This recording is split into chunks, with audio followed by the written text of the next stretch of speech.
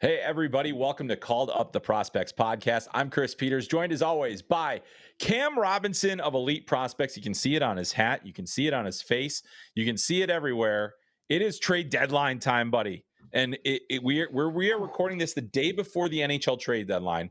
So we're not going to break, a bunch of trades. Maybe we will. Who knows? We might have to do it and then we have to put it out immediately. But we've got a lot of fun things coming up. Cam, you've been busy working the phone lines and everything.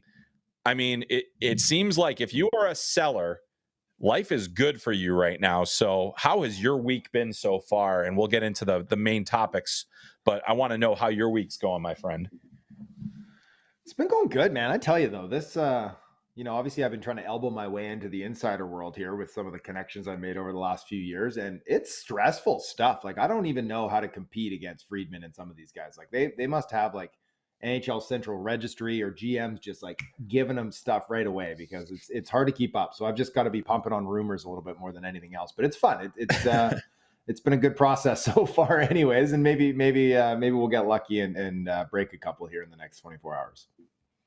Yeah, I can tell you that my anxiety has never been higher when I'm sitting on a scoop and I'm like, should I or should I not? Should I not? Should I? Right. It is a lot of stress, but hey, it's the good kind of stress. And everybody, we want to remind you on Called Up the Prospects podcast that we're brought to you by Wonderful Pistachios. Wonderful Pistachios is a good source of protein with zero guilt. Each 1 ounce serving has 6 grams of protein, giving you over 10% of your daily value. And we thank Wonderful Pistachios for their sponsorship of this podcast. And Cam, I hope you're fueled up, buddy, because we got a lot to talk about. There have been a lot of trades that have come in this week. We expect more trades Thursday and obviously a lot of trades on Friday as the deadline goes. A couple of other housekeeping things. You might see some of your favorite prospects go down to the AHL team. That is by design. If they want to go be sent back down to the AHL for the playoffs and other things like that, that has to be done by 3 p.m. Eastern on Friday. So don't panic if your favorite prospect gets sent down. They're probably coming back up. But if they want to play, and it is very valuable to play in the postseason in the AHL, they have to be on their roster at 3 p.m. after the deadline. So keep that in mind as well. Cam, there's a lot coming down the pike, but I want to start with some of the trades that happened within this week to just kind of talk ones that involve draft picks, younger players. And I want to start with the Seth Jones trade to the Florida Panthers, because that to me was one of the more interesting deals, because Seth Jones, I still think there's value there. Obviously, not at the salary that you would be paying him, but certainly in that environment in Florida, I think he's going to thrive. But Florida then sends Spencer Knight to the Chicago Blackhawks and a first-round draft pick. What did you make of that return? And what do you think about that overall? Like, if we were to pick a winner, like this is one of those deals where I feel kind of like it could work out really well for both teams, but it's not one. It's certainly not a deal without risk. So what did you make of that return there for the Seth Jones trade? I loved it for both sides, to be honest with you. I really liked it maybe a little bit more for Chicago just because they were up against it, right? Seth Jones clearly wanted out. He actively, announced to the world the filter was gone, and he handcuffed the team with his no move to be like, I have 2 spots I want to land, and one of them was Florida. And so, for them to pull out Spencer Knight, who, was a highly touted prospect, a high draft pick. He had his struggles off ice, but, he's back in now and he looks like he's trending in the right direction, still super young. He's the goaltender of the future, and that future is kind of starting like right now. So I love that pickup for them. Chicago needed kind of that guy that they could really try to hitch their wagon to in net. And then a first-round pick. I think that's really strong value when you're up against it. And so then for Florida, now they're not getting a $9.5 million Seth Jones. Right now he's a $7 million Seth Jones. And there's value in a $7 million Seth Jones. He doesn't have to step in and be the number one guy and shoot up 26 minutes a night in Florida like he did in Chicago with no support, right? It's a nice insulated group on that blue line already. Gustav Forsling, is coming to his own the last couple of years. They still have Aaron Ekblad. They have really nice pieces around him, so he can slide into that top 4 and just play. Be that big, fluid, puck moving, he's got some shutdown ability too, but he doesn't have to have all the weight and responsibility on him. So like you said, I think he's going to thrive in that environment. Like you said, he got to leave his parka back in Chicago. land in the Sunshine State there and have a little bit of fun and go on a long playoff run. I think it's going to do well for them, for Florida, for sure. And I like the upside swings that Chicago did. So as far as deals go, that's probably my favorite one for both sides at this point. Yeah, I felt like it was among the most even you could ask for, because then, if you're Chicago, you're making a bet on Spencer Knight. And it's been an interesting journey for him in these last few years. He did go into the player assistance program for a little bit, took some time away, and that, he said, I've been dealing with, obsessive compulsive and trying to deal with these issues. And I think that he's come back, he's been serviceable. But now he's gets that opportunity that was not going to be coming anytime soon with the Florida Panthers with Sergei Bobrovsky. And then on the flip side, you've got a Chicago Blackhawks team that has their core center, has their, they believe they have their core defenseman in Lev Shinov.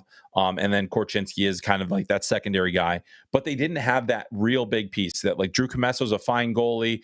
They have a number of goalie prospects, but guys that haven't necessarily done it. Spencer Knight is a first-round draft pick. He was one of the best goalies at the time, that we had kind of seen going into the draft.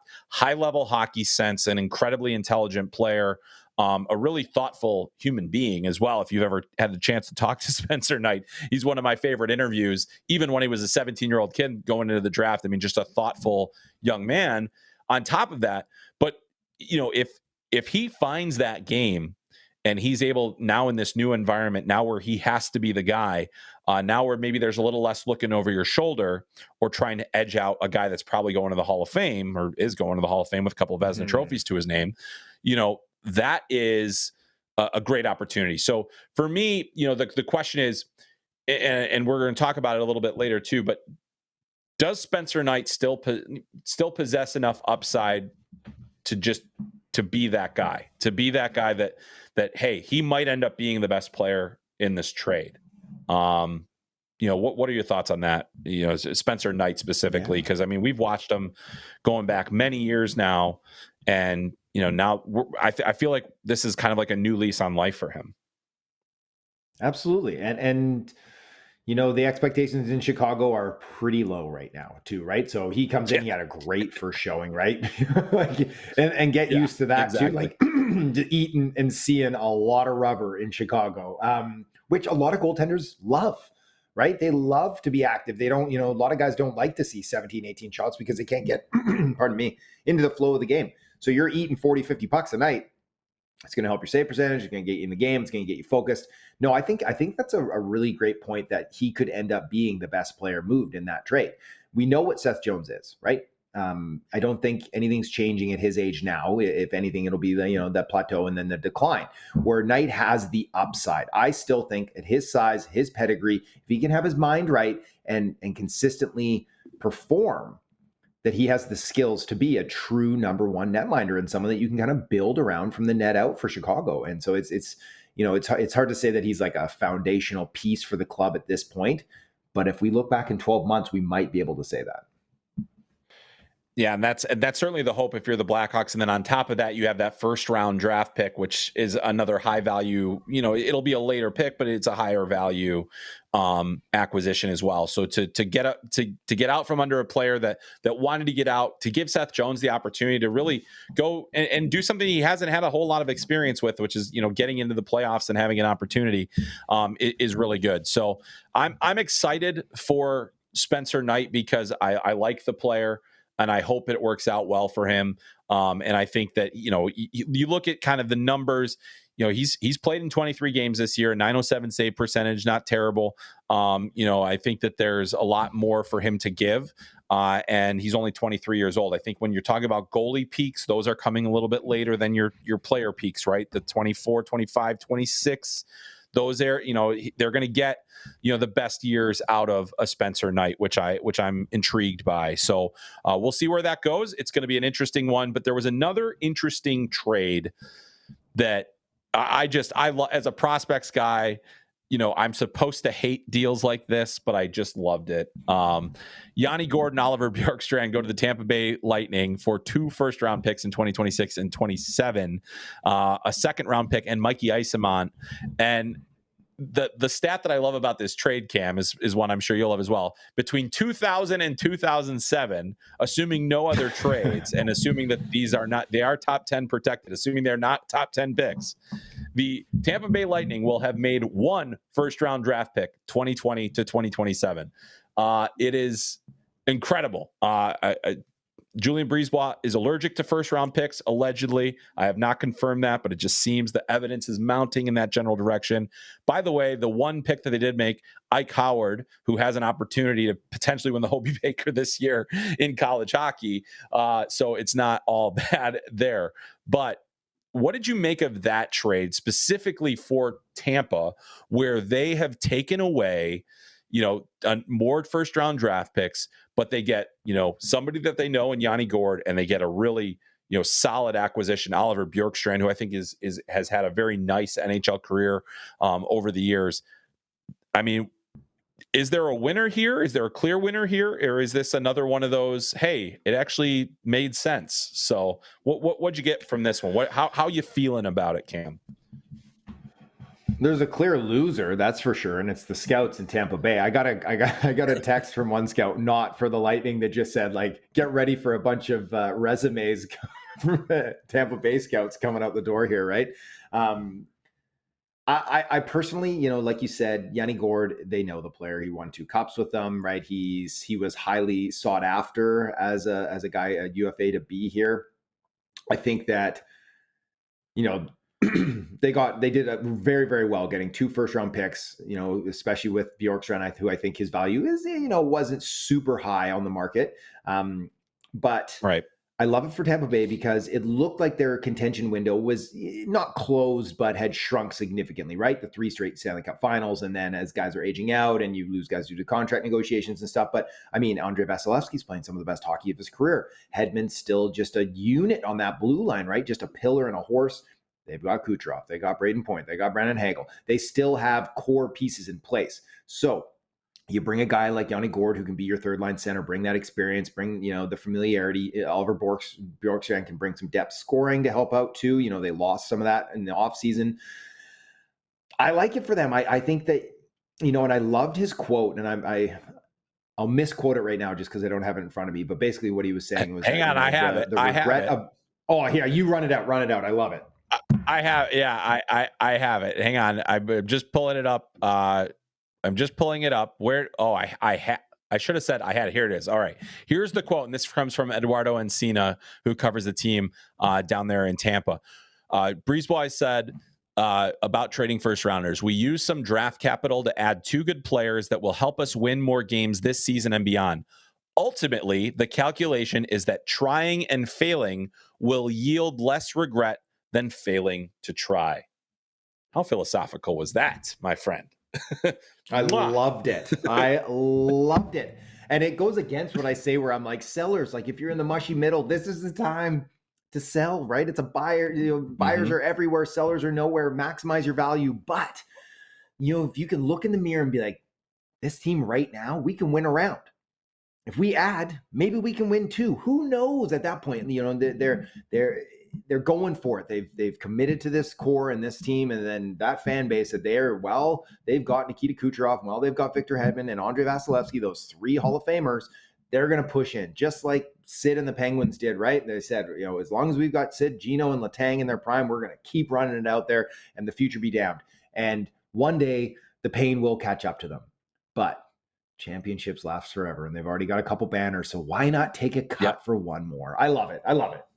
Yeah. I do too, and I think that we said no picks between 2020 and 2027. Well, Stanley Cups in 2020 and 2021 are part of the return for that, so it's a good ROI right there on that. Yeah. And the other thing too about I think teams that are like, I feel like the Penguins tried to extend their window further than it could go.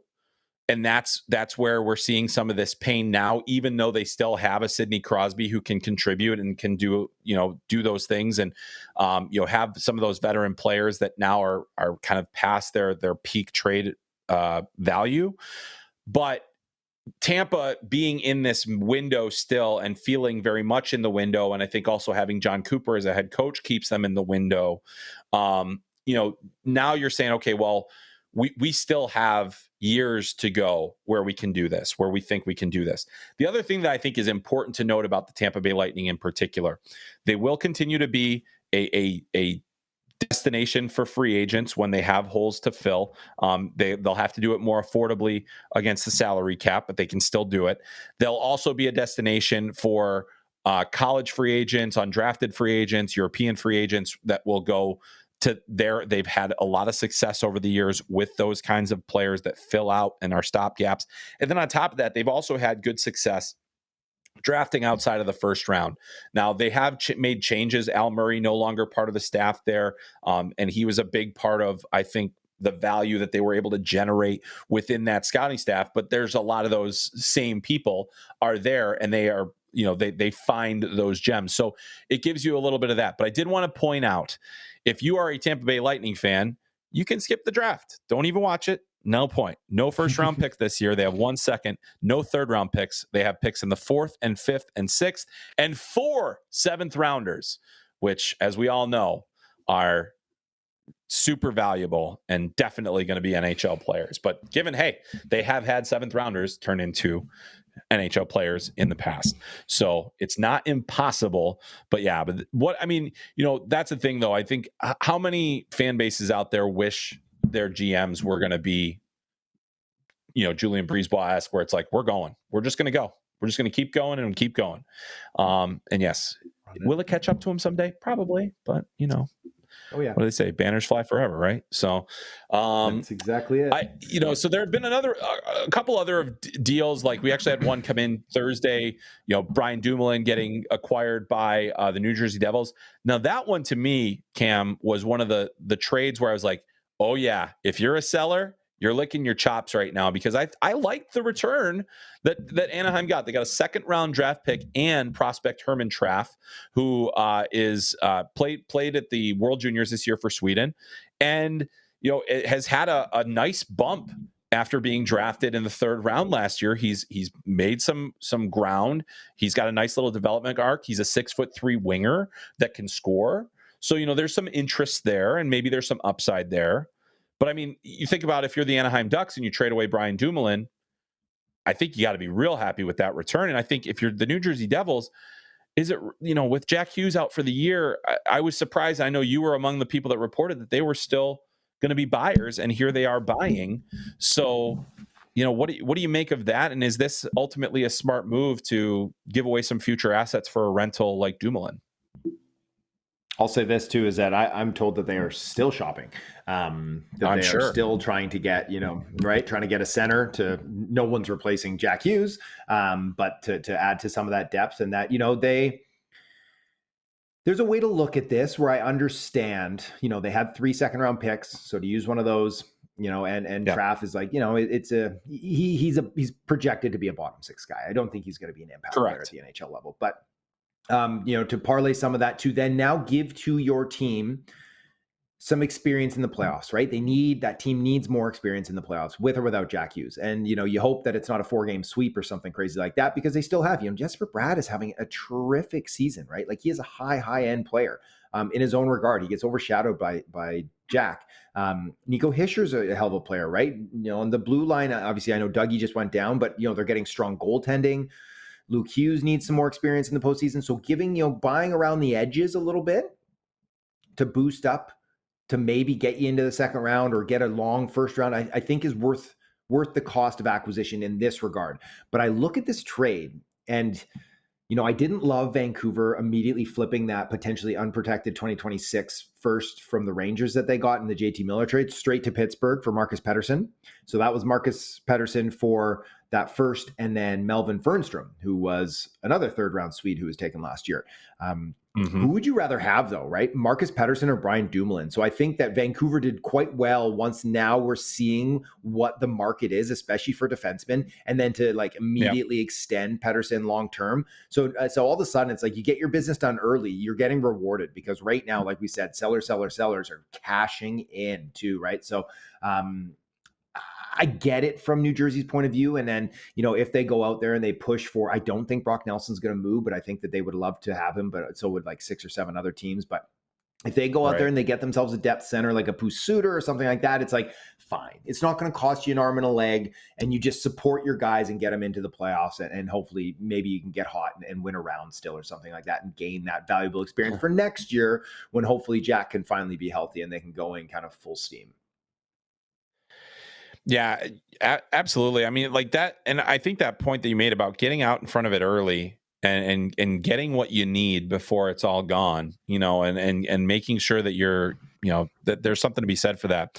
There were a couple of other, trades I just want to briefly touch on as well, because the Trent Frederic, Max Jones trade to the Edmonton Oilers. I think it's a deal that it helps. I don't know if it necessarily is going to be a huge difference making deal for the Oilers. They do end up moving on from 2 prospects. Max Wanner, who's been playing for the Bakersfield Condors in the AHL. There were also picks involved in the deal. So the Bruins are able to get a second and in 2025 and a fourth in 2026. Meanwhile, the Devils, as a broker to take on some of the salary, they get Shane LaChance as a prospect from Edmonton, and that's a fun one in that I don't think Shane LaChance was going to sign with Edmonton. That's at least what the speculation would have been, because American prospect, his dad is also the director of U.S. scouting for the Devils, Scott LaChance, who played in the NHL. But that's actually an interesting prospect. And I think if you're a broker for a deal, there's a couple of different ways to go through it. You can go get a draft pick, which is very common, or you can get a prospect. And certainly, who's going to know Shane LaChance better than the Devils? And also, I think he's a player that will play NHL games in the future, whereas you're taking that chance on the prospect. With that whole trade in mind, Cam, if you're a team and you're going to be a broker for a deal, would you have preferred a draft pick or something a little bit more of a known commodity like a Shane LaChance, who's not an A-level prospect? He's probably not even a B-level prospect. He's a kind of bottom 6 guy, but he's a very talented and big player, 6'5", player that will help you potentially down your lineup. So if you had to choose between those, where would you go with that?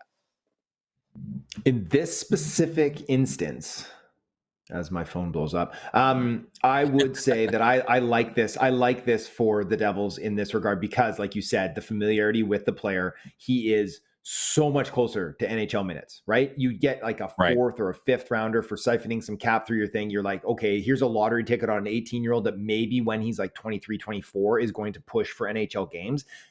That's so far in the future. That's somebody else's concern, right? This is a team that's looking to push right now. So to get a player that they're familiar with, that they know they're going to be able to sign, big body, bottom 4 or bottom 6 potential that could, step into the lineup next season or the season after that and actually play like tangible NHL minutes for you all day over like a late 4th or 5th rounder or something like that. Now, if I was a team getting him where I was like, I don't even know if I'm going to be able to sign him, then give me the draft pick. Right. Then it's like, it's a different scenario, but in this regard, I do like it. And I think, it's not bad for the Oilers getting Frederic too. It's like a player that they could use kind of some of that meat in the middle down of their lineup.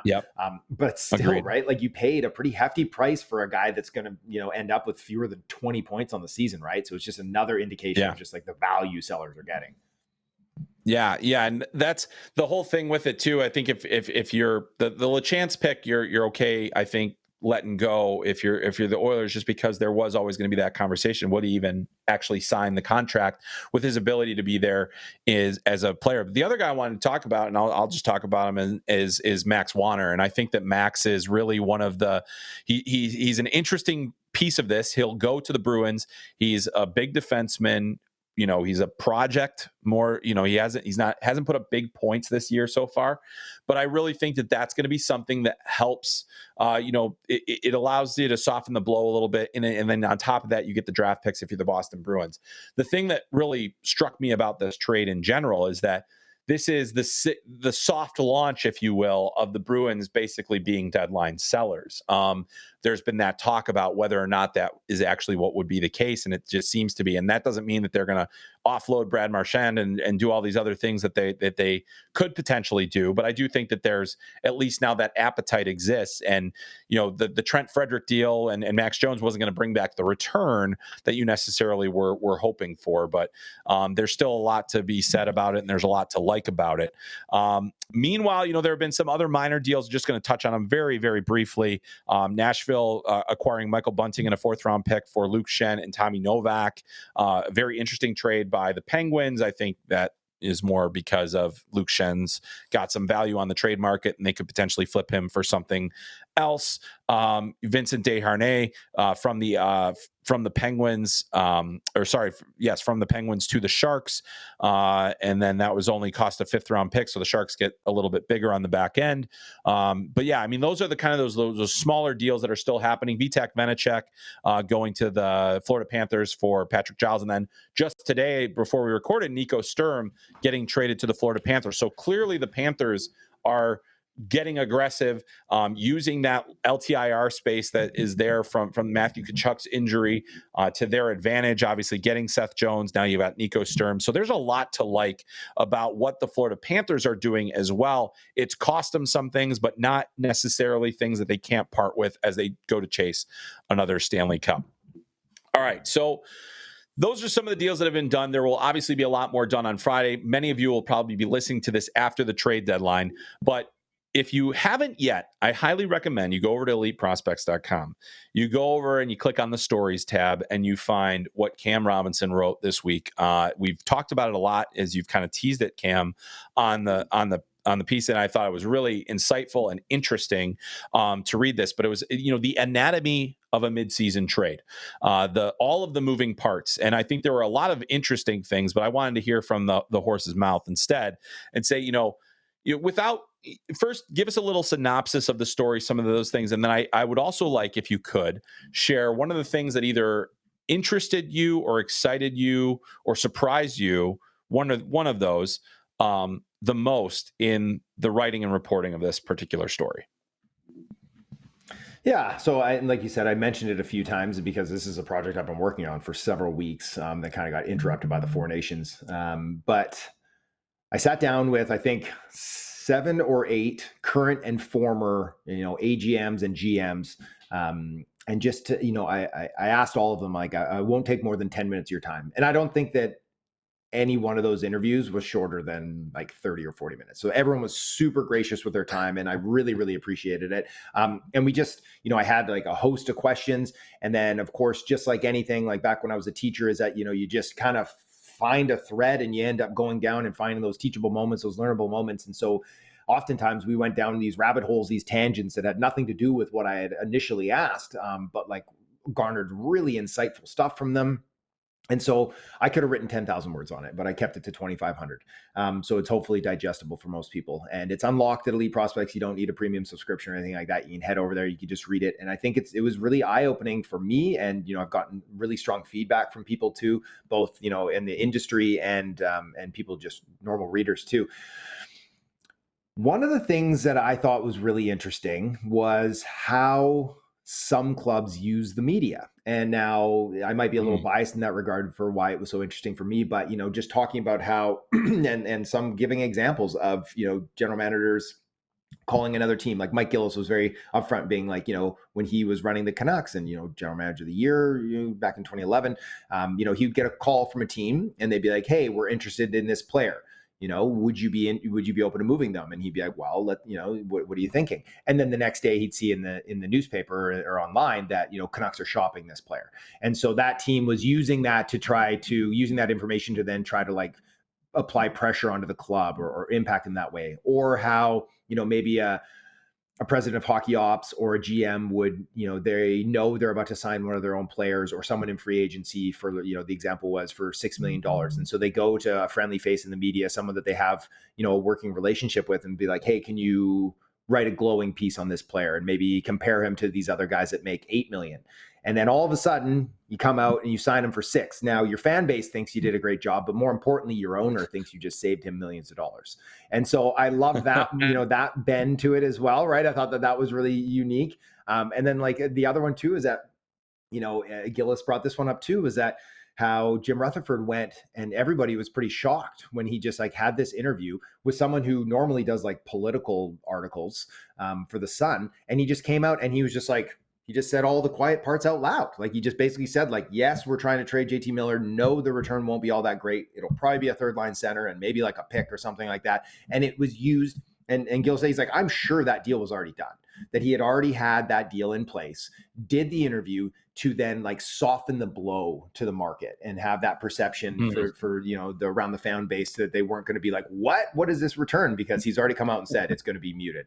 And so just like all the way that they use the media, right? And it's this like interesting give and take situation, where they provide little nuggets of information to these insiders to then build their own base and their value, and then those insiders can then repay that through different manners and different modes and stuff like that. So I thought that was a really interesting part of how these things get done and how just the perception, both managing up to your owners and then managing expectations in your fan base.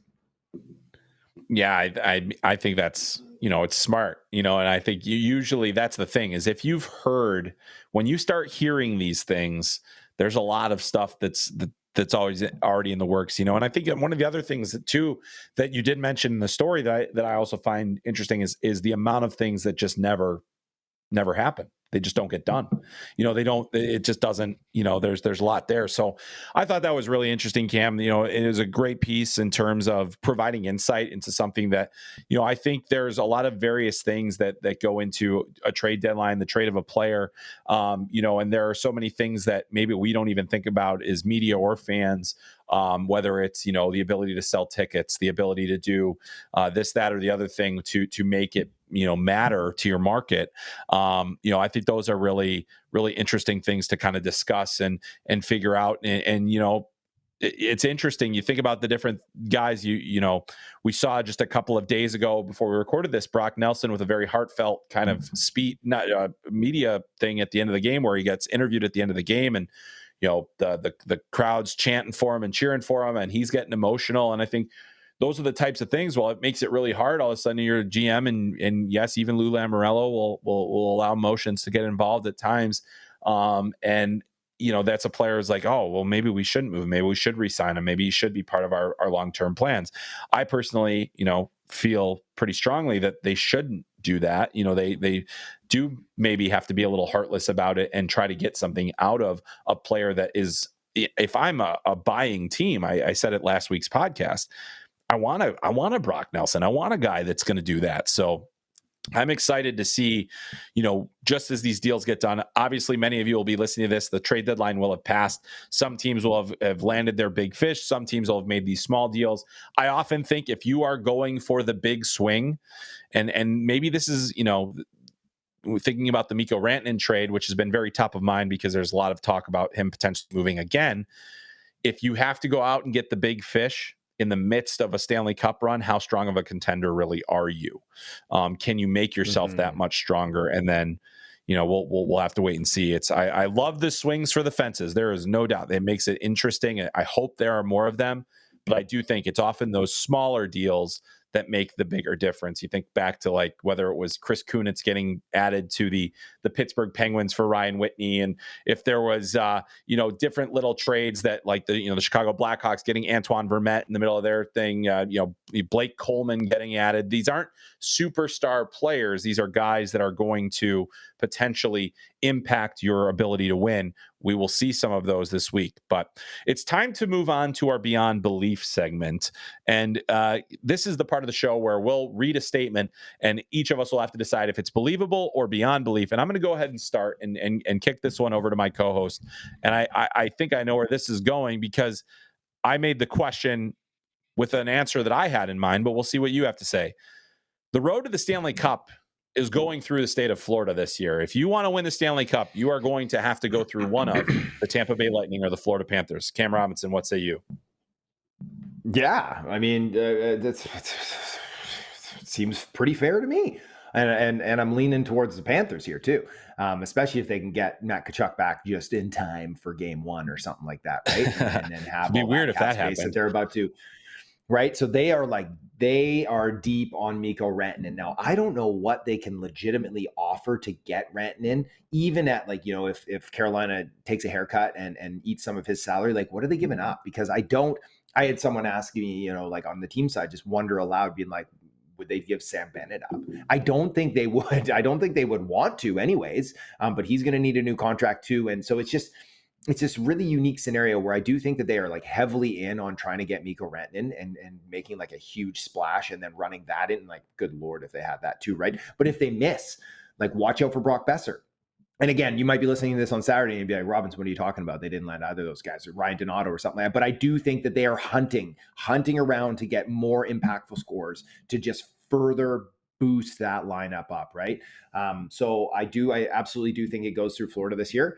And I think that, the team coming out of the West, it's going to be blood and knuckles out there. It's going to be tough to unseat the champs. Yeah, I agree with you. And I think it's going to be an absolute war. And I really want to see both those teams play against each other in the playoffs. That'd be great. That'd be great. Yeah. Meanwhile, as we're talking, because we are recording this on Thursday, there was another trade that came through.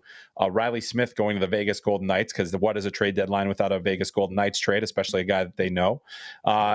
However, going the other way, Brendan Brisson and a third round pick. So Brendan Brisson was a first round selection.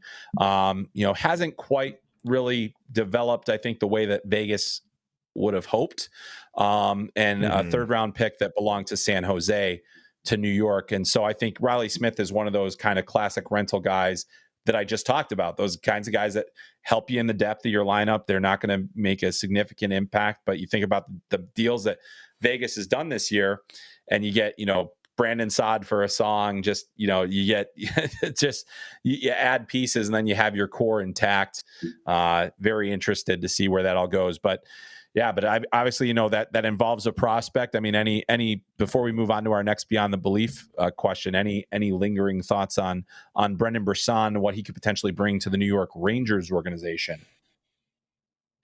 I mean, yeah, the former first round pick just hasn't really been able to find it yet. And, now he's several years removed from being that prospect style player. Yep. But, I like it. I like it for Vegas, right? They get a player that they know, have a lot of experience with, and they get him at half his freight too. So all I can think about is Jonathan Marchessault is probably just like, bring me home, boys, get me out of Nashville. I want to go back there. No, it's whatever. It's whatever for the Rangers. They knew that they were going to deal him. They've been holding him out for trade related reasons for a while now. He had a little 8-team no trade clause, and he knew where he wanted to go to. He wanted to go home. So basically, they're getting a third round pick. And I don't assume Brisson's going to probably factor into them long term, but they get a couple swings for a player that they weren't going to hold on to. So it's fine for the Rangers, that are like an interesting team because they're similar to the Canucks, similar to the Kings, I'm told, are like doing this soft buy, soft sell thing where they're doing this dance where, they've got their pending UFAs that they're shopping while also looking to grab players that are maybe like under contract or term, or grab some prospects or a pick, and do this kind of funny little balancing act. So it's because, I wouldn't be surprised if the Rangers went out and dealt for a guy like Pavel Zacha or like another player too, while they're moving out assets, bringing in more assets. It's obviously we saw them bring in JT Miller, but that's a long-term plan there too. Yeah. So the one other thing that I do want to say, this now allows me to update one of my favorite tweets, and that is Vegas Golden Knights first rounder 2017 Cody Glass traded. 2017 Nick Suzuki traded. 2017 Eric Branstrom traded. 2018 traded with before it was picked. 2019 Peyton Krebs traded. 2020 Brendan Brisson traded. 2021 Zach Dean traded. 2022 pick traded before it was used. 2023 David Edstrom traded. They did pick Trevor Connolly last year. He is not traded yet. But that is if you are a first round draft pick, you are getting traded. So that is what happens with the Vegas Golden Knights. All right, Cam, I turn it back over to you. We get back to our Beyond Belief after a mini breaking news segment there. Okay. Beyond Belief, Spencer Knight will be the Chicago Blackhawks long-term number one, a true number one. Yeah, I'm gonna trepidatiously say that that is believable, that's fact, that is. I mean, obviously that's why you make the trade, right? For one, you feel like that's the possibility. In the other thing, you're going to give him every opportunity, which is not something that he would have ever had in Florida. And so now we're getting Spencer Knight in a completely different way than we have seen him as a professional hockey player. Obviously, he went through the AHL. He went, had to go through his situation where he took some time away from the game, came back, played for the Charlotte Checkers last season. It went okay. It wasn't amazing. But this year, got back on track, looks like an NHL goaltender, gets into his first game with the Chicago Blackhawks, probably has one of his best games as a pro, at any level. And that's a great springboard for him. I think Spencer Knight is the type of goalie that's going to thrive on confidence. And I think Chicago is going to give him confidence as being the number one. They're not going to give him much confidence in the way that they're going to play in front of him. But now Chicago is starting to form a core. I think Spencer Knight, of the goalies that were probably available on the trade market, he was the one, as you said before, with the most upside, the most potential to round out into that number one pick, to be what he was before. And he's only 23. And so I think that we're still 2 years away from seeing Spencer Knight at the peak of his NHL powers. I think that it's going to be some growing pains, and there's going to be some times where he's going to need, Peter Mrazek is still there. There's going to have to be more of that tandem situation. But by next year, Spencer Knight's going to get the bulk of the starts. Spencer Knight is going to be a difference maker for that team. I think that they'll also have made a significant free agent acquisition or two by then. And this is the start of the upswing. It's still going to take time. There's still patience. If you were a Blackhawks fan thinking it was going to turn around this year, well, you already know that didn't happen. But I still think they're still a little further away. So let's see where things go. But I do think that is the number one goalie. He will be the long-term number one goalie for Chicago. I have a lot of belief in the player. He's one of my, favorite prospects that I've covered over the years. So maybe that leads to a little bit of bias, which I'm okay with. But at the same time, I got a lot of faith in Spencer Knight finding that next level and being a long-term starter. Any additional thoughts from you, my friend? No, I think you're swish. Nailed it. All right. Well, now let's talk. This is a little bit more NHL related, but it's also trade deadline related. And we don't know what the rest of the trade deadline is going to hold. But I got to, they made the deal for Trent Frederic, but the Edmonton Oilers' recent struggles, really since the Four Nations face-off, Connor McDavid not playing at the peak of his powers here. If they don't do more at the deadline, and this continues, is this season going to leave them behind?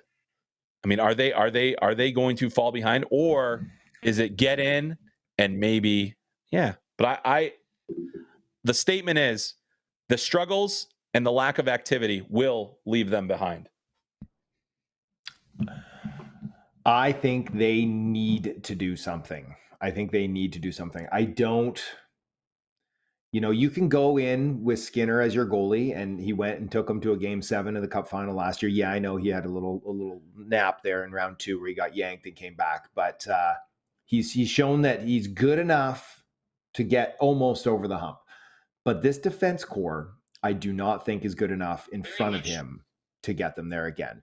So yeah, if they don't go out and get themselves some help, I do think that is going to cost them, whether it's a second round exit or a third, whatever. I think they recognize that too. I've been told by a couple of people to watch out for Connor Murphy out of Chicago, who has one more year on his freight. I think can't remember exactly now, but it's sub 5. It's maybe 4.25, something like that, 4.4. Is that, to watch out for him, a really strong defensive player on the right side that could really help a team like Edmonton. And so I think if they go out and do something like that, I like their chances to push for another really long run this year. But if they don't, and they need to obviously get lucky with their goaltending, but if they don't, I don't like the idea of trading for a goalie at this time of year for a contender. It never really works out, because if you don't have goaltending that's secure at this point, like, you're probably already cooked. So I do think that if they sit tight now at the deadline, then I think that's a true statement that is going to cost them this year. It's going to leave them behind. Yeah, I feel like if they get in, they've got a chance. That's the thing. It's like you get in, you have a chance. You've got the best players in the world. How do you? I have concern about the goaltending. I love the idea of Connor Murphy. Really, with any contending team, the guy's not had a lot of opportunities to play in the playoffs, and I think he is maligned because of that. Just because he aside from that, he's such a quality NHLer. Another guy with just a tremendous attitude, a good solid veteran who will give you hard minutes and play hard. I think that he's done a lot.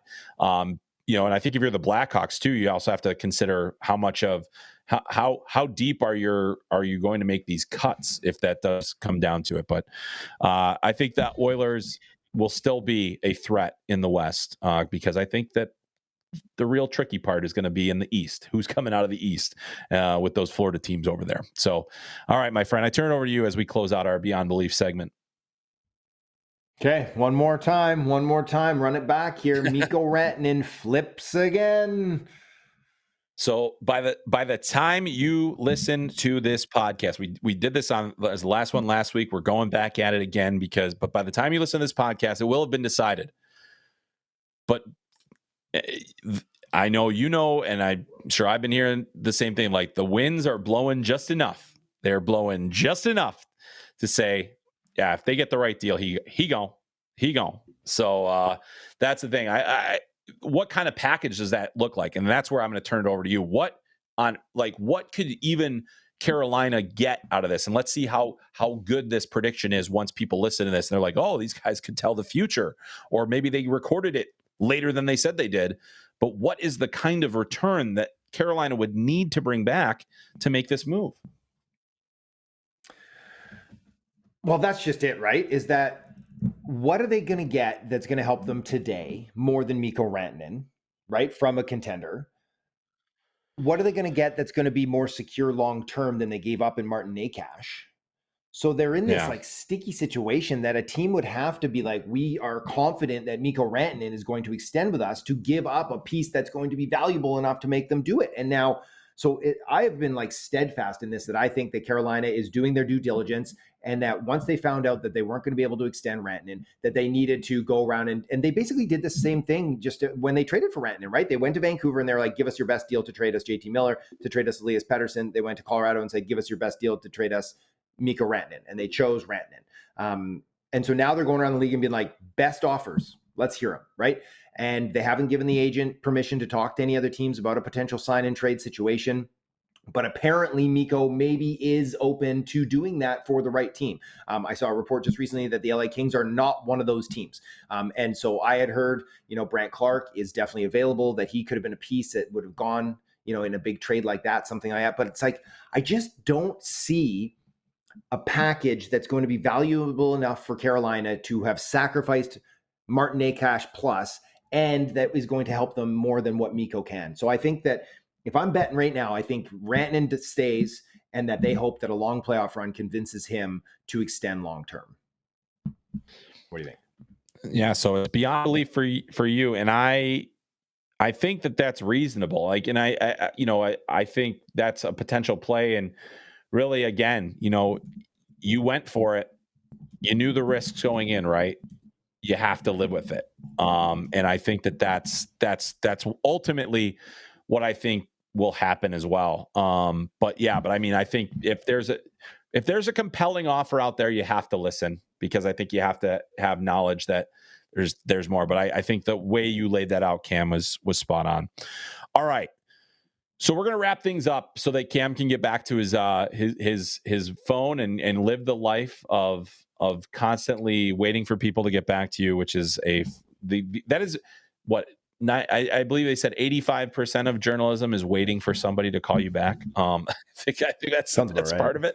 But yeah.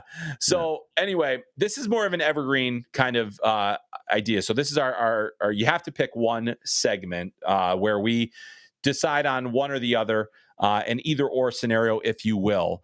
And in any trade deadline, and every time this comes up, you have to rent or not to rent. That is the question. What do you do, Cam Robinson? Are you pro rental, Or do you think that that's not necessarily the best use of team assets? This is the silly season. The best time to build your team is in the summer. Everybody knows it.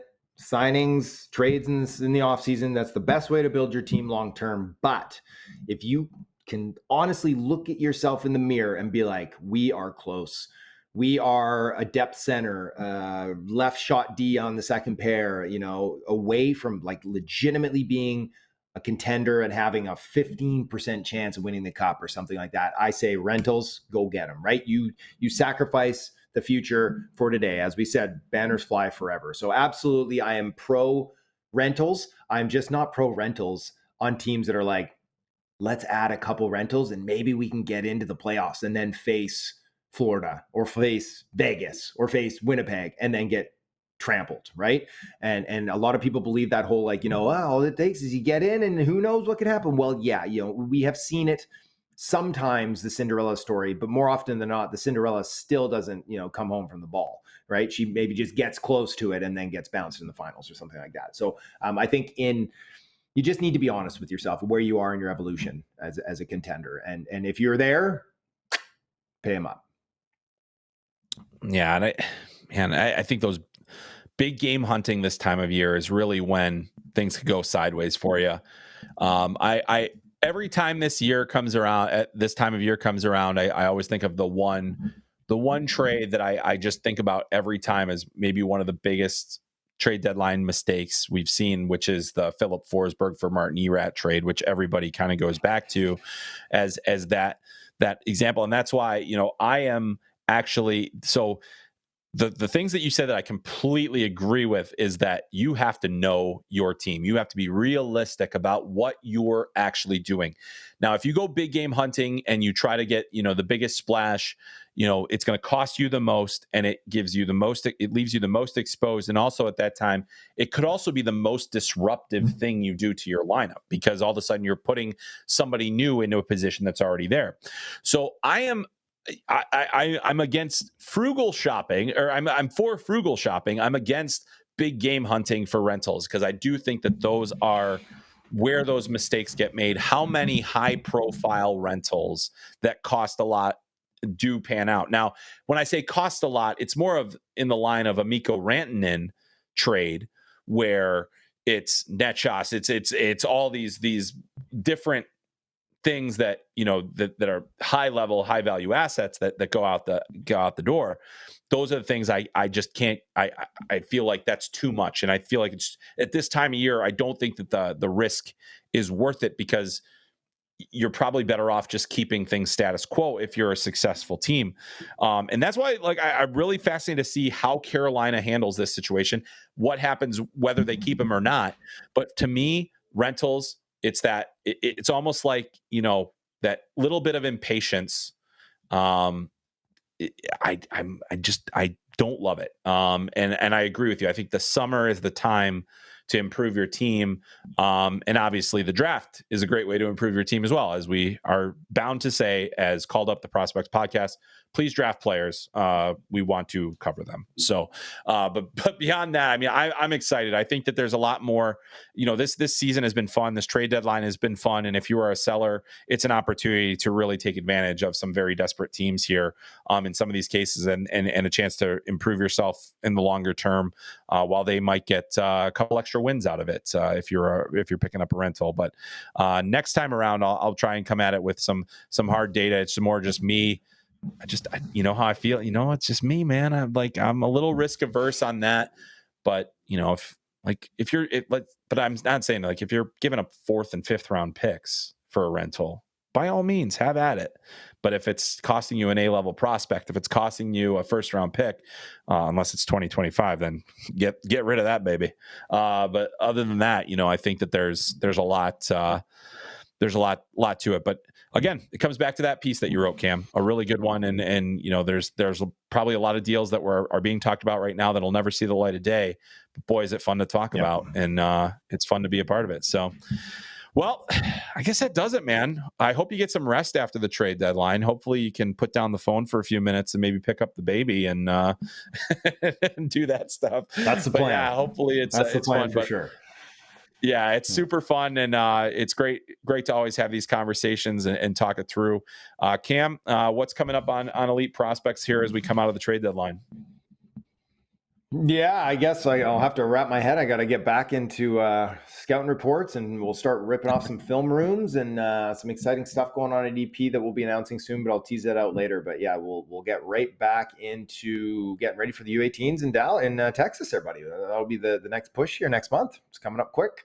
Yeah, absolutely. Yeah, we're definitely going to have lots of coverage of that. We're going to be talking about it. We'll be out there and we'll be covering it, and certainly we'll get back into the draft talk here on Called Up the Prospects podcast. We'll also get into the mock drafts and all those things. It's starting to be that season too. As soon as trade deadline goes, we really start getting into that. So we got a lot of fun stuff coming for you right here on this podcast.